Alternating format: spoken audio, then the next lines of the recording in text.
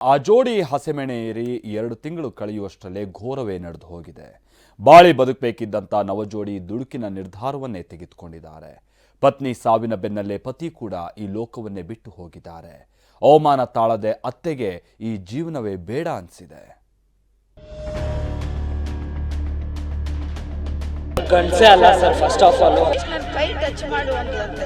ಅದನ್ನ ಅವ್ರ ಅಮ್ಮ ಕಂಪ್ಲೇಂಟ್ ಮಾಡಿ ಹೇಳಿದಾನೆ. ಅವ್ನು ಗಂಡಸಲ್ಲ ಅಂತ ನನ್ನ ಮಗು ಹೇಳ್ತು.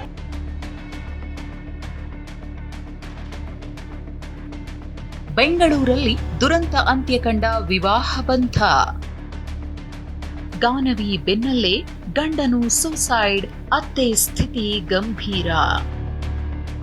ಬೆಂಗಳೂರಿನಲ್ಲಿ ನವವಿವಾಹಿತೆ ಗಾನವಿ ಆತ್ಮಹತ್ಯೆ ಕೇಸ್ ಮತ್ತೊಂದು ತಿರುವು ಪಡೆದುಕೊಂಡಿದೆ. ಪತ್ನಿ ಸಾವಿನ ಬೆನ್ನಲ್ಲೇ ಪತಿ ಸೂರಜ್ ಕೂಡ ಸಾವಿನ ಕದ ತಟ್ಟಿದ್ದಾನೆ. ವಿಪರ್ಯಾಸ ಅಂದ್ರೆ ಗಾನವಿ ಅತ್ತೆ ಕೂಡ ಸುಸೈಡ್ಗೆ ಯತ್ನಿಸಿದ್ದು ಆಕೆಯ ಸ್ಥಿತಿಯು ಗಂಭೀರವಾಗಿದೆ.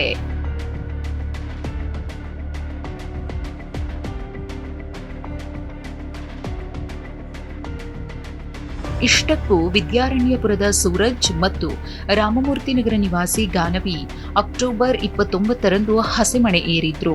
ಕಳೆದ ತಿಂಗಳು ನವೆಂಬರ್ 23ರಂದು ಬೆಂಗಳೂರಿನ ಅರಮನೆ ಮೈದಾನದಲ್ಲಿ 40 ಲಕ್ಷ ಖರ್ಚು ಮಾಡಿ ಅದ್ಧೂರಿಯಾಗಿ ರಿಸೆಪ್ಷನ್ ಮಾಡಿದ್ರು. ಆದರೆ ಮದುವೆಯಾಗಿ 2 ತಿಂಗಳು ಕಳೆಯುವಷ್ಟರಲ್ಲಿ ಇಡೀ ಮನೆಯೇ ಮಸಣವಾಗಿದೆ.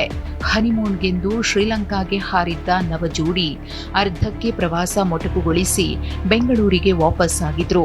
ಬಳಿಕ ಗಾನವಿ ತಾಯಿ ಮನೆಯಲ್ಲೇ ಆತ್ಮಹತ್ಯೆಗೆ ಶರಣಾಗಿದ್ಲು. ಮಗಳ ಸಾವಿನ ಬೆನ್ನಲ್ಲೇ ಪೋಷಕರು ಸೂರಜ್ ಮನೆ ಮುಂದೆ ನೆನೆ ಪ್ರತಿಭಟನೆ ನಡೆಸಿದ್ರು. ಅಳಿಯ ಸೂರಜ್ ಗಂಡಸೇ ಅಲ್ಲ ಅಂತ ಗಂಭೀರ ಆರೋಪ ಮಾಡಿದ್ರು. ವರದಕ್ಷಿಣೆ ಕಿರುಕುಳ ಕೇಸ್ ದಾಖಲಿಸಿದ್ರು. ಹನಿಮೂನ್ ಟ್ರಿಪ್ ಬೇಕಾಗಿತ್ತು ಅವ್ರಿಗೆ, ಜನಗಳಿಗೆ ತೋರ್ಸಕ್ಕೆ 10 ದಿವಸ ಅಂತ ಹೇಳಿದ್ರು. ಹನಿಮೂನ್ ಟ್ರಿಪ್ಪು 4 ದಿವಸಕ್ಕೆ ಅವನಿಗೆ ಆಗಲಿಲ್ಲ. ಸುಮ್ಮನೆ ಹಿಂಗೆ ಟಚ್ ಮಾಡಿ ಹಿಡ್ಕೋ ಸೂರಜ್ ಅಂದರೆ ನನಗೆ ಅವೆಲ್ಲ ಅಸಹ್ಯ, ನಾನು ಮುಟ್ಟಲ್ಲ ಅಂತಾನೆ. ಇವನು ಇಂಥ ನನಗೆ ಇವ್ರ ತಾಯಿ ಹೆಂಗೆ ಮದುವೆ ಮಾಡಿದ್ಲು? ಬೇರೆ ಹೆಣ್ಮಕ್ಳು ವರ್ಷಕ್ಕೆ ಮದುವೆ ಮಾಡ್ತೀನಿ ಅಂತ ಹಿಂಗೆ ನಮ್ಮನ್ನು ಮರಳು ಮಾಡ್ದಂಗೆ ನಾವು ಇಷ್ಟು ಹುಷಾರಿದ್ದು ಇನ್ನೊಂದು ಮಗುಕ್ಕೆ ಭಾಳ ಹಾಳು ಮಾಡ್ತಾರಲ್ಲ ಅವರು. ಈ ಅವಮಾನ ತಾಳಲಾರದೆ ನೊಂದಿದ್ದ ಸೂರಜ್ ತನ್ನ ತಾಯಿ ಜಯಂತಿ, ಸಹೋದರ ಸಂಜಯ್ ಜೊತೆ ಮಹಾರಾಷ್ಟ್ರದ ನಾಗ್ಪುರಕ್ಕೆ ತೆರಳಿದ್ದ. ಖಾಸಗಿ ಹೋಟೆಲ್ನಲ್ಲಿ ತಂಗಿದ್ದ ಸೂರಜ್ ನೇಣಿಗೆ ಕೊರಳೊಡ್ಡಿದ್ದಾನೆ. ತಾಯಿ ಜಯಂತಿ ಸಹ ಆತ್ಮಹತ್ಯೆಗೆ ಯತ್ನಿಸಿ ಆಸ್ಪತ್ರೆಯಲ್ಲಿ ಸಾವು ಬದುಕಿನ ನಡುವೆ ಹೋರಾಟ ನಡೆಸುತ್ತಿದ್ದಾರೆ. ಇತ್ತ ಇದೇ ವಿಚಾರಕ್ಕೆ ಪ್ರತಿಕ್ರಿಯೆ ನೀಡಿರುವ ಗಾನವಿ ತಾಯಿ ರುಕ್ಮಿಣಿ, ಅವರು ಮಾಡಿರೋ ತಪ್ಪು ಅವರಿಗೆ ಅರಿವಾಗಿದೆ, ಅದಕ್ಕೆ ಆತ್ಮಹತ್ಯೆ ಮಾಡಿಕೊಂಡಿದ್ದಾರೆ ಅಂತ ಆಕ್ರೋಶ ಹೊರಹಾಕಿದ್ದಾರೆ. ಅವರು ತಪ್ಪು ಅವ್ರಿಗೆ ಅರಿವಾಗ್ಬಿಡ್ತು. ನಮ್ಮ ಮಗು ಮೋಸ ಮಾಡ್ಬಿಟ್ಟೆ ಅಂತ ಅವ್ರಿಗೆ ಗಿಲ್ಟ್ ಕಾಡ್ಬಿಟ್ಟಿದೆ.